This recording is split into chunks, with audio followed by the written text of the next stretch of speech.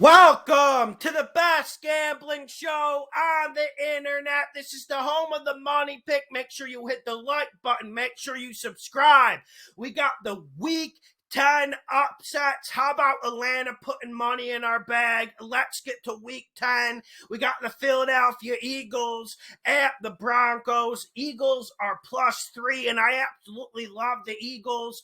And now it's time to ride with them. I'm seeing them starting to run the ball better, and that's one thing even the fans were asking for. And finally, Sirianni started doing it the last 3 weeks, and you see the difference in the Eagles. And I come on here and I say the same thing every week. I don't think Hurts is as bad as people say. And he certainly proved that. And like I said, with Hurts, you're not going to get great stats, but he does make 3 or 4 big plays a game. And whenever you talk about Theodore Bridgewater, you always have to frame it in this manner.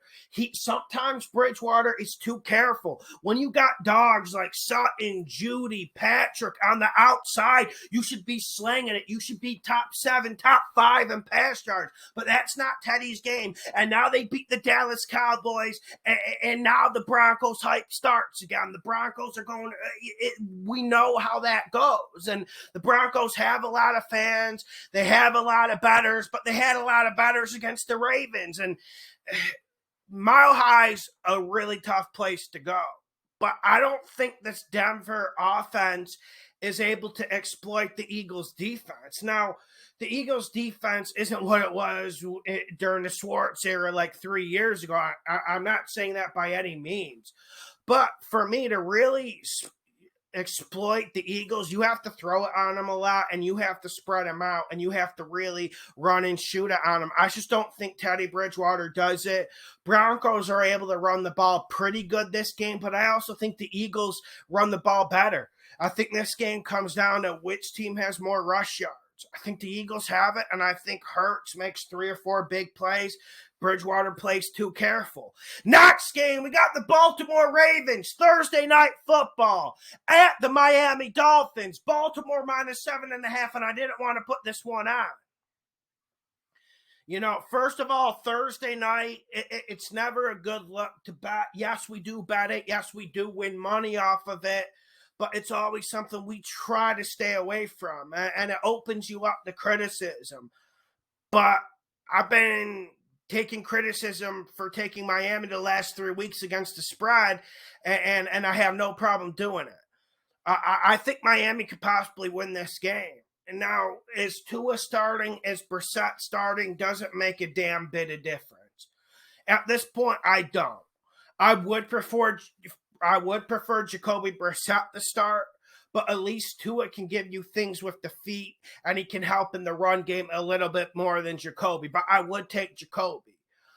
We'll see if Tua's back. But this Miami team's playing better. Their skill positions, when you factor in like people like Gesicki, Devontae Parker, they actually have weapons on offense. And Baltimore's just, they don't start games well. And it's not something you want to bet on. But it seems like every single week they start games slow. So you should even look for the spread in Miami for the first half. That might even be a way to target this game.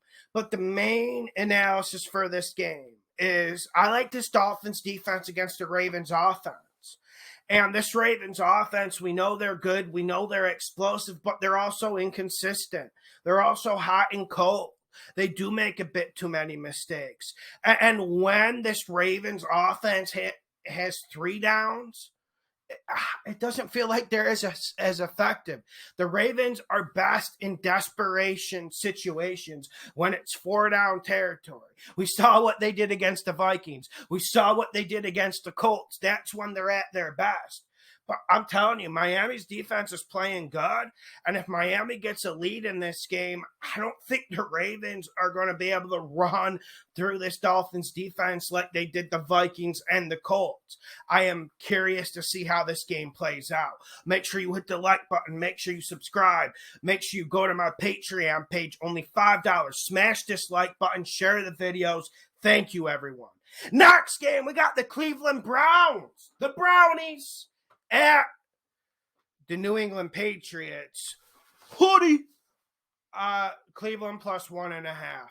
You know me, I'm going Cleveland to win in the cover. Nick Chubb being out, Nick Chubb being in, doesn't change this analysis. Have you guys not listened to me the whole year? When I talk about the Cleveland Browns, I don't talk about Baker Mayfield. I don't talk about Odell Beckham first. I don't talk about things like that. I mentioned they have the best offensive line in this league, and that's what they have. And the Pats like playing bully ball. The Patriots are a physical team. They're not an athletic team. They're not an explosive team, but I will give them the credit of being a physical team. They're not going to be able to push around this Cleveland Browns squad, defensively or offensively. And that's one thing the Patriots bettors have to accept this week.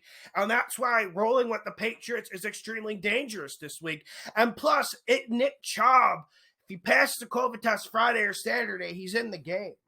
But have the Browns not shown that they have running back depth?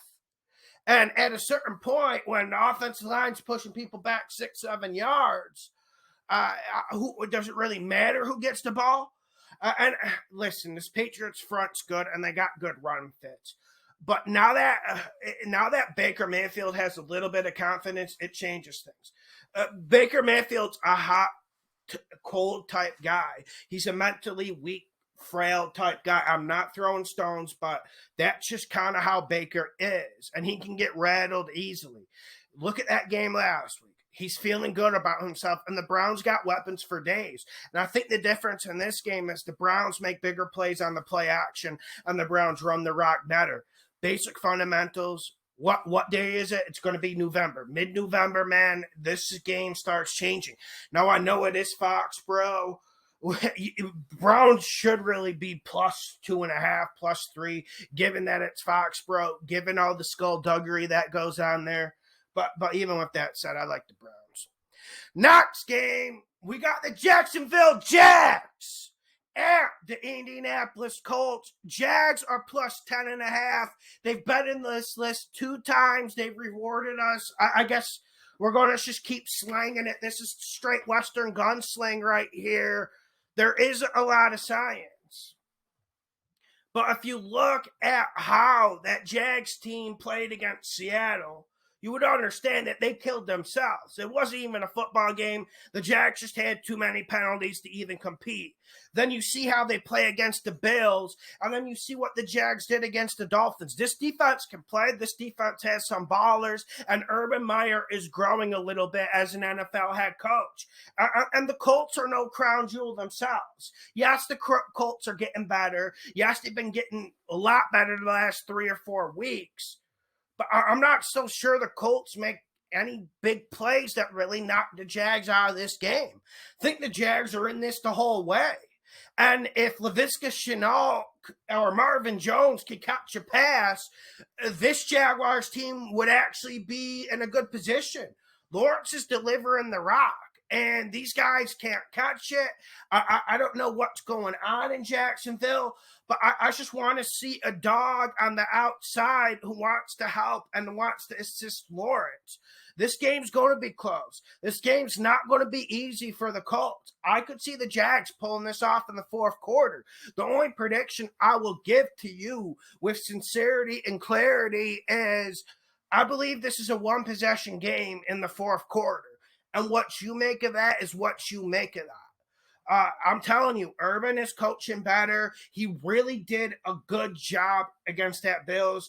The Jags didn't get any luck from the refs. The refs normally always kind of hit the Jags with the flags. I'm not saying it's fixed. I'm not saying anything like that.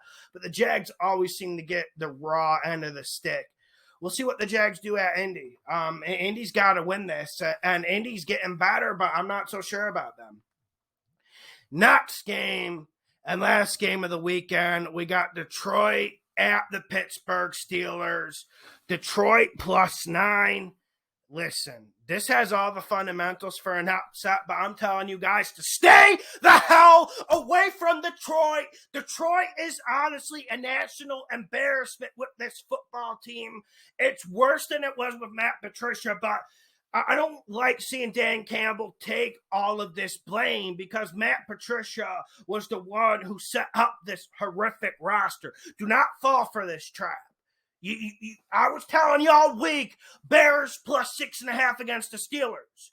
Now you're not going to be able to take chocolate out of the Steelers box. You're not going to be able to dip your hand in the kitty after we just came in with the full heist in the Bears game. You're just not going to be able to do it. That's why I wanted to mention Detroit plus 9. I don't want to see anyone go for this. I don't want to see anyone do the rope-a-dope. Seattle plus 4. I don't like the Seattle plus 4 as well because I think Aaron the game Rodgers plays. Until that changes, my opinion doesn't change.